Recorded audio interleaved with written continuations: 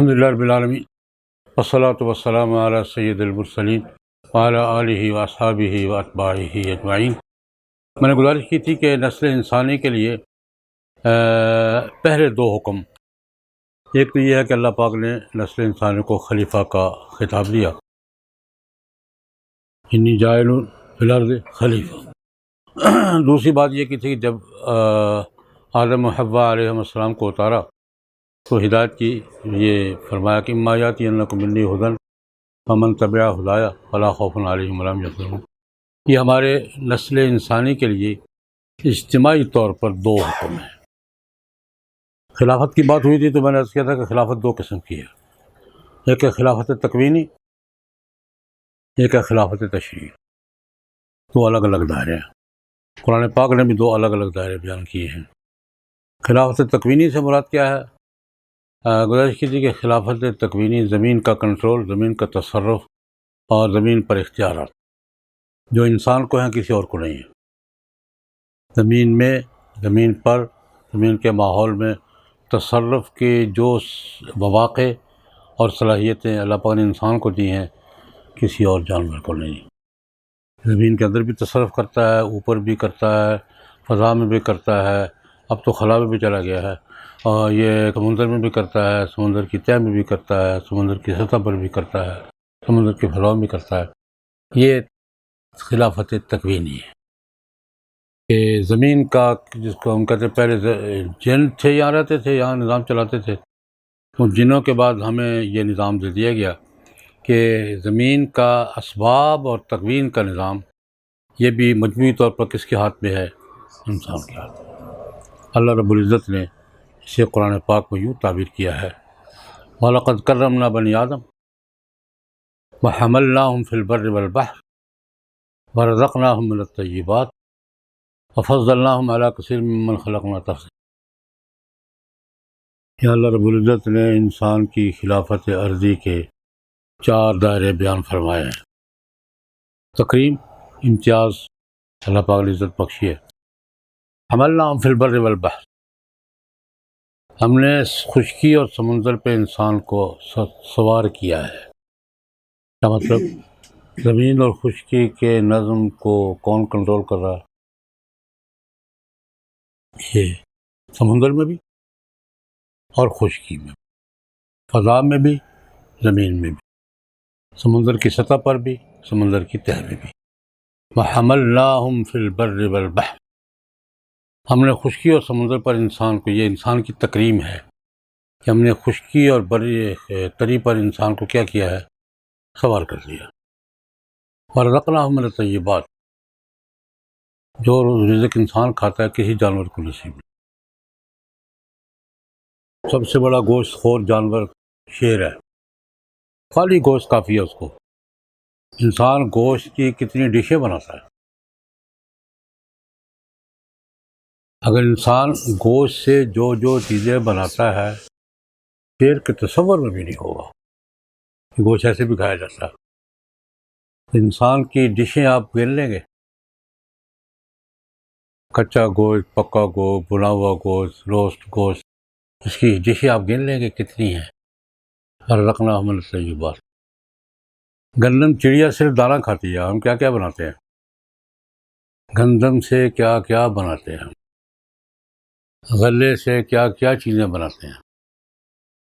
دودھ، وہ دودھ پیتے ہیں، ان کو نہیں پتہ پکھن کیا ہوتا ہے پتہ کہ ملائی کیا ہوتی ہے، دودھ پیتے ہیں پینے والے جب بہت زبردست دودھ، لیکن انسان دودھ سے کیا کچھ بناتا ہے۔ وَرَزَقْنَاهُم مِّنَ الطَّيِّبَاتِ، زمین کا یہ سمندر کی خوراک، سی فوڈ ہو یا جنگل کا فوڈ ہو یا باغ کا فوڈ ہو، یا یہ انسان اس کی کتنی شکلیں بناتا ہے، اور ہر روز نیا نیا اضافہ کرتے چلتا ہے، نئی ڈش کا اضافہ ہوتا ہے۔ تو یہ اللہ پاک نے انسان کو امتیاز دیا ہے۔ یہ تو تین گنے نا، حملناہم فی البر والبحر ورزقناہم من الطیبات، آگے ایک جملے میں ساری بات، فضلناہم علی کثیر ممن خلقنا تفضیلا، اپنی بہت سی مخلوقات پر انسان کو بڑے بڑے امتیازات بخشے ہیں۔ ہمارا ایک مطلب یہ کہ فضیلت کی بات جہاں بھی آتی ہے وہاں آخرت کی فضیلت ٹھیک ہے، اس سے انکار نہیں ہے، لیکن یہاں مراد ہے امتیاز۔ ہم نے انسان کو بہت سی کثیر ممن خلقنا، ہم نے بہت سی مخلوقات کو پر انسان کو کیا بخشے ہیں؟ امتیازات بخشے ہیں۔ انسان وہ کام کر لیتا ہے جو باقی نہیں کر سکتے۔ تو یہ تو اللہ پاک نے انسان کی خلافت عرضی تکوینی کا ذکر کیا قرآن پاک۔ وَلَقَدْ كَرَّمْنَا بَنِي آدَمَ وَحَمَلْنَاهُمْ فِي الْبَرِّ وَالْبَحْرِ وَرَزَقْنَاهُم مِّنَ الطَّيِّبَاتِ وَفَضَّلْنَاهُمْ عَلَىٰ كَثِيرٍ مِّمَّنْ خَلَقْنَا تَفْضِيلًا۔ یہ خلافت تشریعی ہے، وہ جو داؤد علیہ السلام سے کہا یا داؤد انا جعلناک خلیفۃ فی الارض فاحکم بین الناس بالحق۔ آپ کو ہم نے خلافت دینا ہے۔ یہ خلافت سے مراد کیا ہے؟ وہ جو اللہ پاک نے فرمایا انما یأتینکم منی ھدی، ان کا نفاذ انسانی کے ذمہ، اور جو احکام اللہ کی طرف سے آئیں گے ان کی تطبیق، ان کا اطلاق، ان کا نفاذ انسانوں میں سے ہی کچھ لوگوں کو ملے گا۔ یہ خلافت تشریعی ہے۔ یہ دو دائرے ہیں۔ خلافت تشریعی میں ایک دور ہے انبیاء کا، ایک دور بعد کا ہے۔ اس کو جناب نبی کریم صلی اللہ علیہ وسلم نے ایک حدیث میں یوں بیان فرمایا ہے، کانت بنو اسرائیل تسوسهم الانبیاء کلما ہلک نبی خلفہ نبی وانہ لا نبی بعدی فسیکن بعدی خلف۔ یہ میں اس کے کرتا ہوں کہ پورے نظام خلافت، اسلام کے پورے نظام سیاست کی بنیاد ہے یہ حدیث۔ کانت بنو اسرائیل تسوسهم الانبیاء، کلما، ایک ہی حدیث ہے، ٹکڑے جوڑے ہوئے نہیں ہیں۔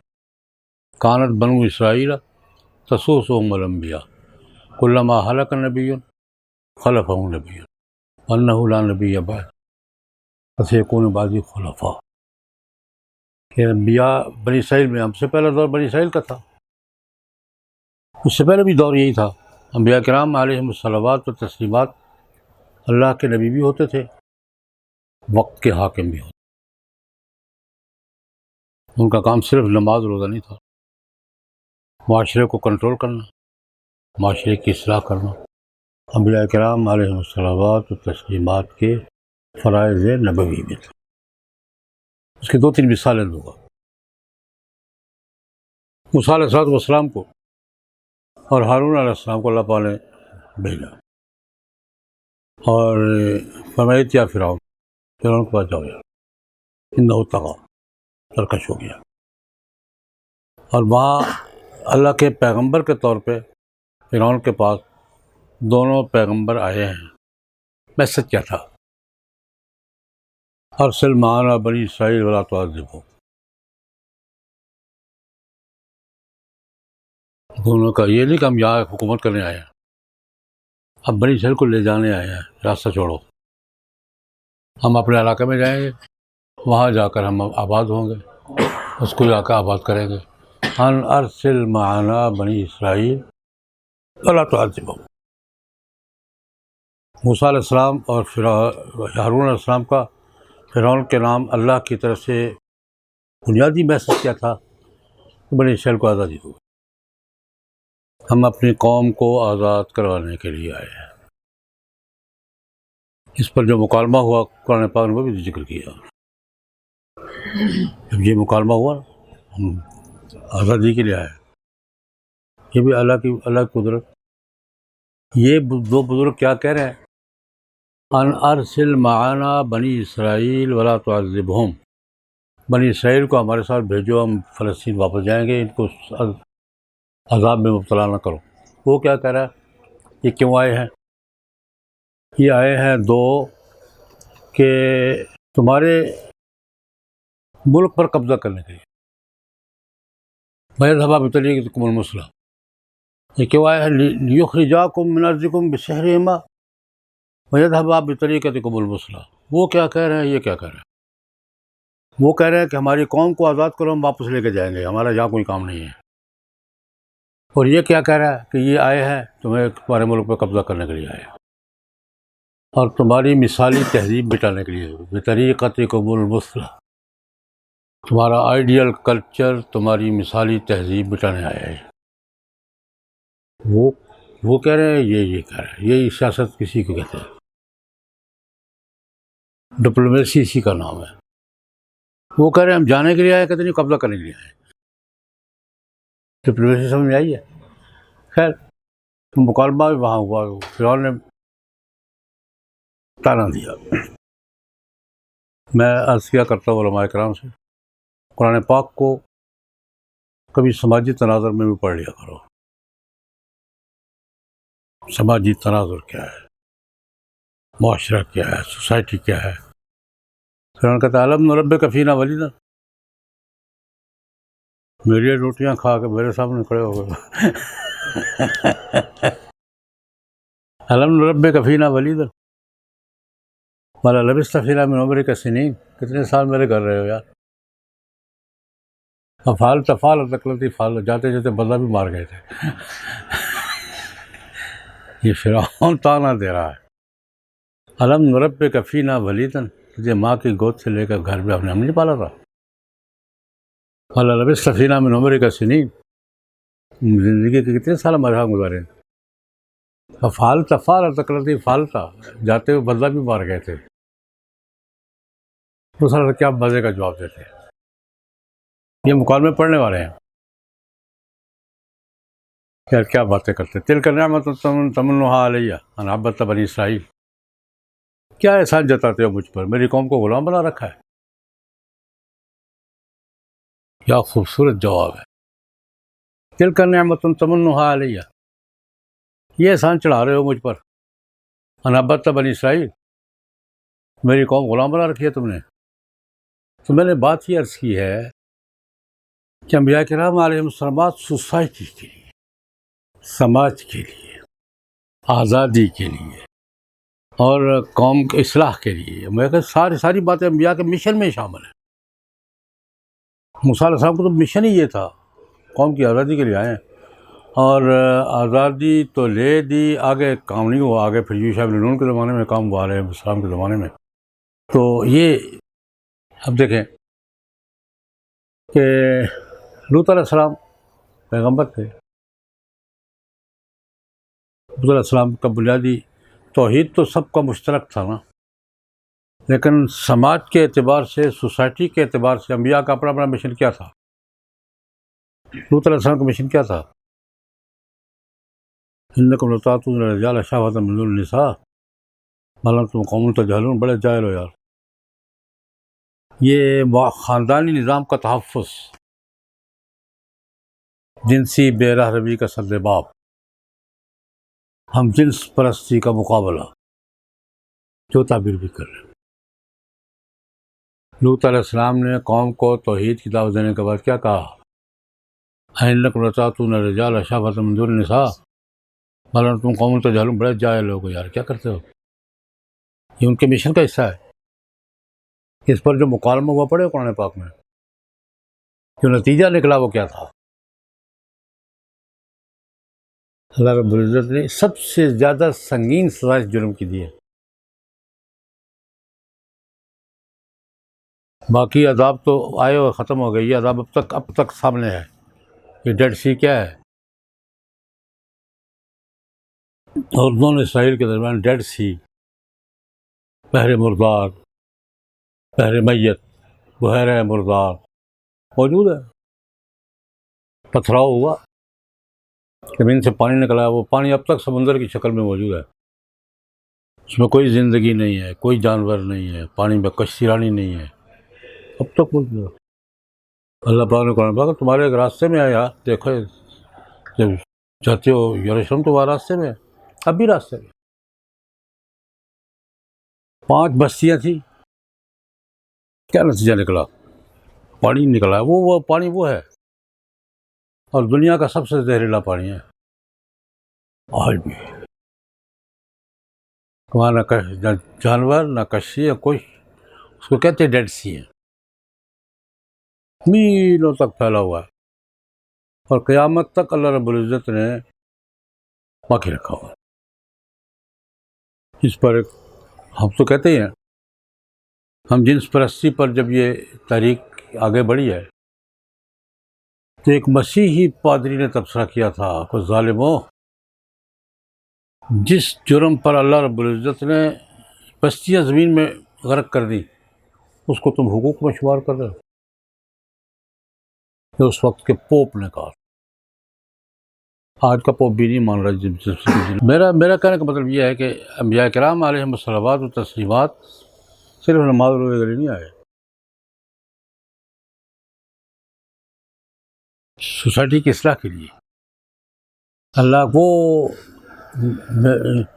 ما یاتینکم منی ھدی فمن تبع ھدایا فلا خوف علیہم ولا هم یحزنون. اس کی تنفیذ، اس کا نفاذ، اس کے مطابق سوسائٹی کی تشکیل، یہ کس کی ذمہ داری تھی؟ انبیاء نے یہ مشن سنبھالا کیا. شعیب علیہ السلام نے کیا کیا تھا؟ شعیب علیہ السلام کا توحید کے بعد بڑا مشن کیا تھا؟ اوفوا الکیل ولا تکونوا من المخسرین وزنوا بالقسطاس المستقیم ولا تبخسوا الناس اشیاءهم ولا تعثوا فی الارض مفسدین.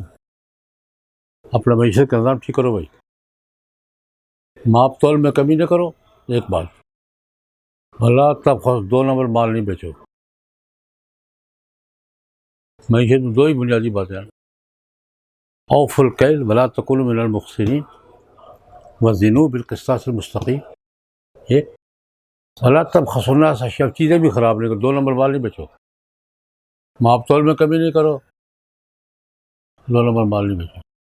یہ 2 چیزیں سیدھی ہو جائے تو تجارت سیدھی ہو جائے. اس پر قوم نے تانا دیا. یہ سارے مکالمے قرآن پاک میں ذکر کیے ہیں. یا شعیب ما نفقہ کثیر مما تقول، ان کا مکالمہ سن لے ذرا. یا شعیب ما نفقہ کثیر مما تقول انا لنراک فینا ضعیفا ولولا رہطک لرجمناک وانت علینا بعزیز.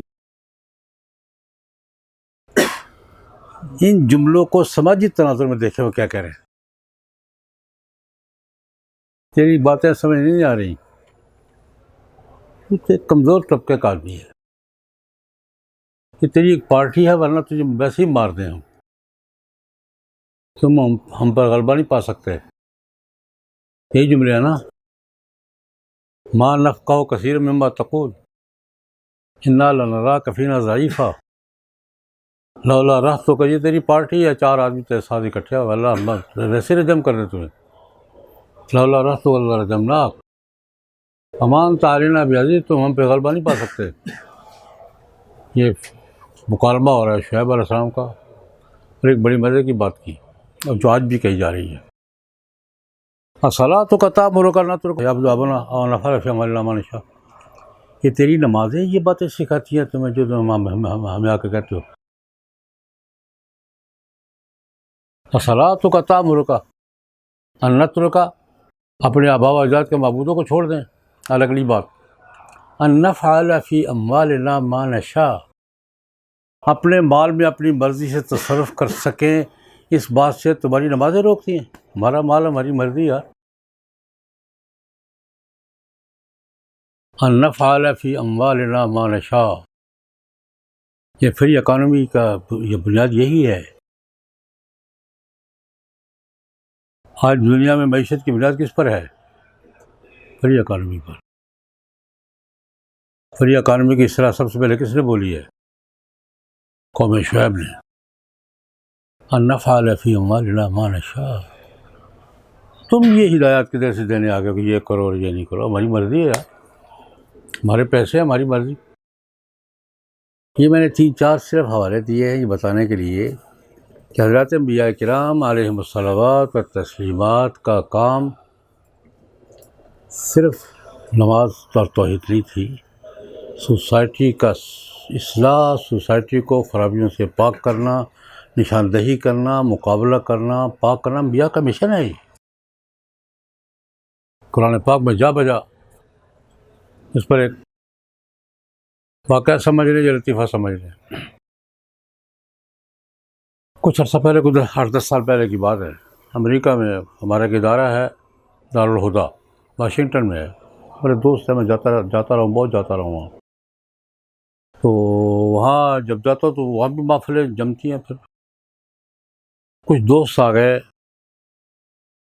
یہ سمجھ گیا کہ پاکستان کا کوئی مولوی ہے اور یہ دو چار لیکچر سنیں، جی ہم آپ سے ایک مسئلے پر ڈسکس کرنے آئے ہیں۔ آج کی دنیا کا بڑا موضوع ہے یہ، ایک مسئلے پر آپ سے ڈبل کا فرمائیے۔ انڈین تھے اور قانون ہم اسٹیٹ ڈپارٹمنٹ کے لوگ ہیں۔ ان کا ہمیں یہ نظر آ رہا ہے کہ مذہب سوسائٹی میں واپس آ رہا ہے، یہ تناظر بھی ہمارے ذہنوں میں ہونا ضروری ہے۔ پچھلی 2 صدیاں سوسائٹی کے مذہب سے بغاوت کی تھی، یہ صدی سوسائٹی کی مذہب کی طرف واپسی کی ہے۔ آہستہ آہستہ سوسائٹی واپس آ رہی ہے۔ ہم یہ دیکھ رہے ہیں کہ مذہب سوسائٹی میں واپس آ رہا ہے اور آ رہا ہے۔ ہمیں صرف یہ خدشہ ہے کہ مذہب اگر سوسائٹی میں واپس آیا، لوگوں کا رجحان مذہبی بڑھتا جا رہا ہے، تو مذہب کہیں اجتماعی معاملات میں دخل تو نہیں دے گا؟ پھر سے تجارت میں، قانون میں، سیاست میں، معیشت میں، اس میں پھر سے دخل تو نہیں دے گا؟ اجتماعی معاملات، سوسائٹی کے معاملات میں، اس پہ ہم ریسرچ کر رہے ہیں۔ آپ کی رائے کیا ہے؟ مذہب تو واپس آ رہا، آپ دیکھ رہے ہیں۔ ان کا کہنا یہ تھا کہ صدی کے نصف تک سوسائٹی ایک دفعہ پھر مذہب کے حصار میں ہوگی، انسانی سوسائٹی گلوبل۔ ٹھیک کہہ رہے ہوں؟ اس صدی کے وسط تک انسانی سوسائٹی دوبارہ مذہب کے حصار میں ہوگی۔ ہمیں خدشہ یہ ہے وہ ان کا کہ مذہب واپس آئے گا تو کہیں اجتماعی معاملات میں پھر سے دخل دینا تو نہیں شروع کرے گا کہیں؟ آپ کی رائے کیا ہے؟ میں نے کہا بھائی اگر تو مذہب ہوا تو ضرور دے گا،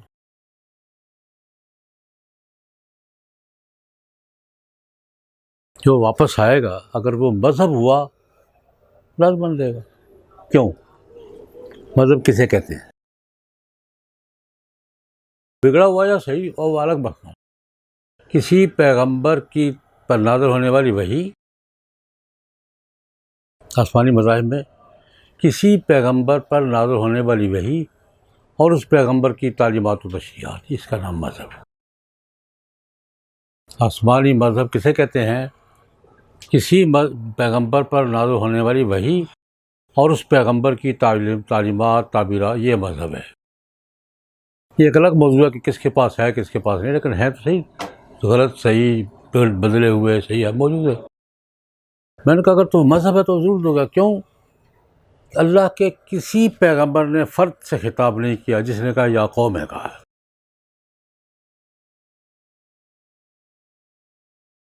کسی پیغمبر نے فرد سے خطاب نہیں کیا۔